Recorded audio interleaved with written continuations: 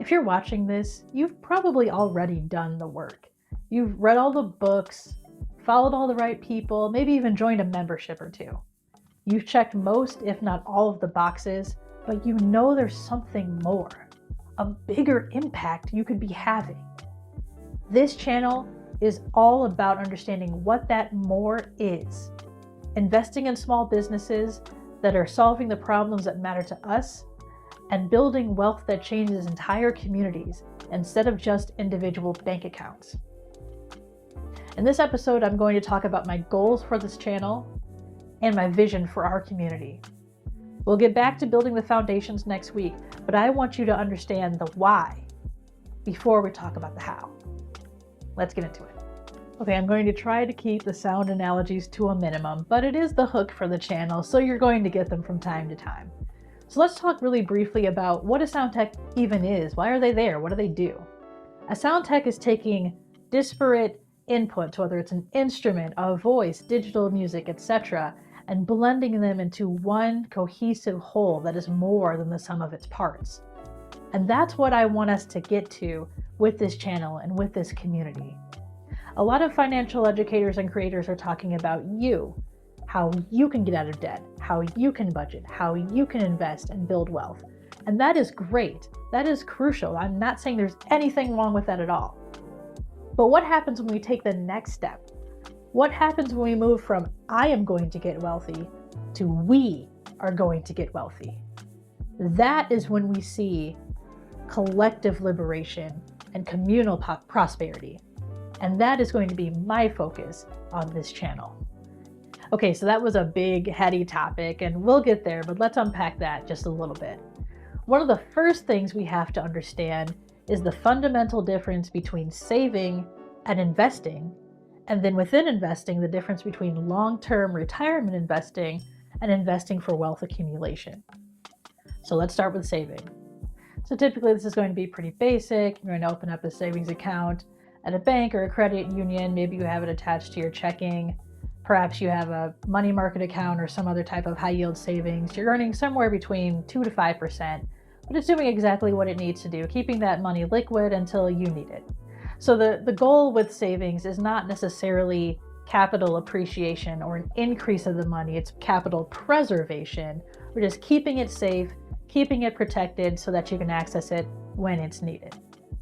Investment is all about capital appreciation, the growth of your money over time. So let's talk about investment for retirement, because that's, for most of us, our first introduction to investment. Now, if you are employed, you may have a 401k.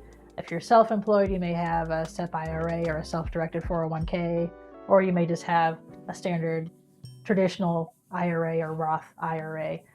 Regardless, the point of those accounts is to set money aside now for the future, for when you're no longer working, or maybe you're just working part-time, doing what you'd like to do, and you have income coming in there. So the idea is that you're setting aside part of your paycheck, part of your budget is going into this account, probably going into a mutual fund or some other low-risk investment vehicle, and that money grows over time so that when you're 50, 60, 70, however old you want to be, when you start taking money out of that, it has grown significantly over that period of time on top of just what you've contributed through compound interest.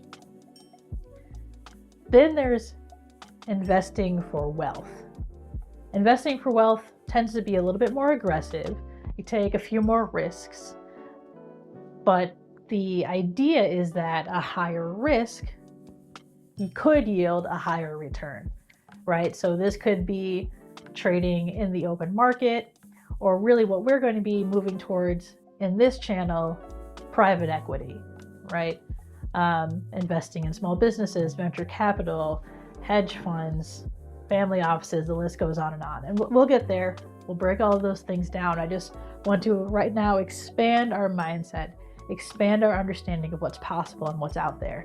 Because when we get into those private capital markets, that's when we really can tap into not only explosive growth, potentially, but also communal prosperity. And that's really what I want us to get to and have that mindset shift from individual prosperity to communal prosperity.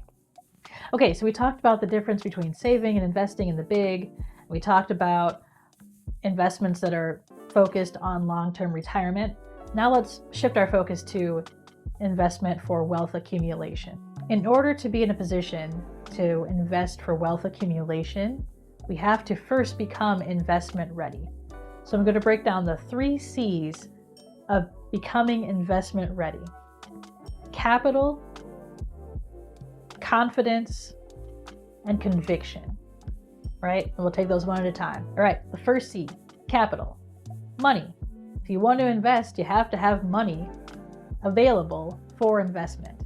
That's pretty self-explanatory. I'm not going to belabor the point on that one. I will say, though, that it takes less money than you might think in order to enter the game.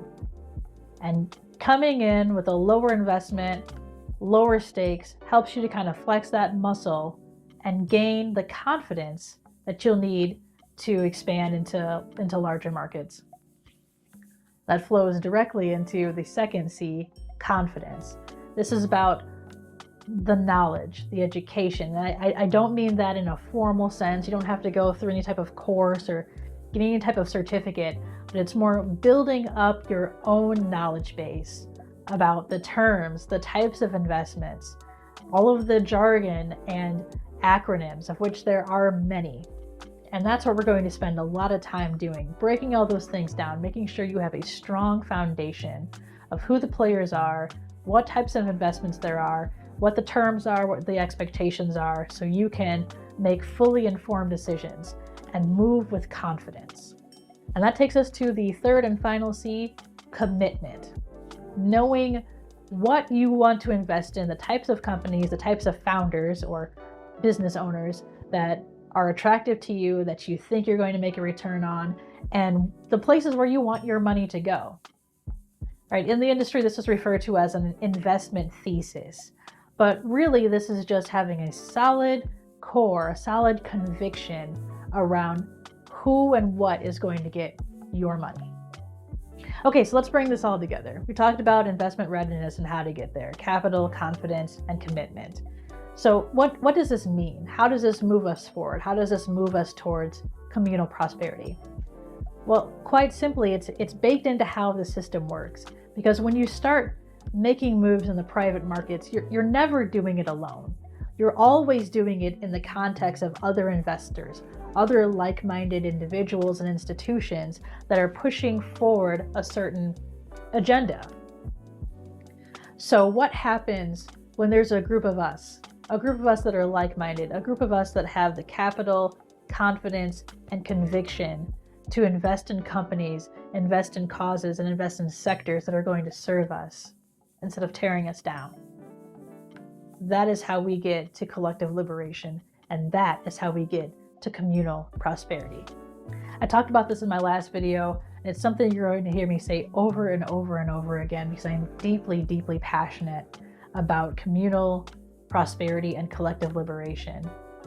I want as many people from marginalized communities to have the knowledge, tools, and access to gain financial wealth, not only for themselves, but for their communities as possible.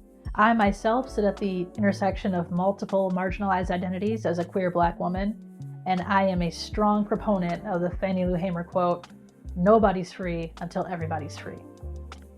So if this vision of building wealth together and investing in our communities resonates with you, hit that subscribe button.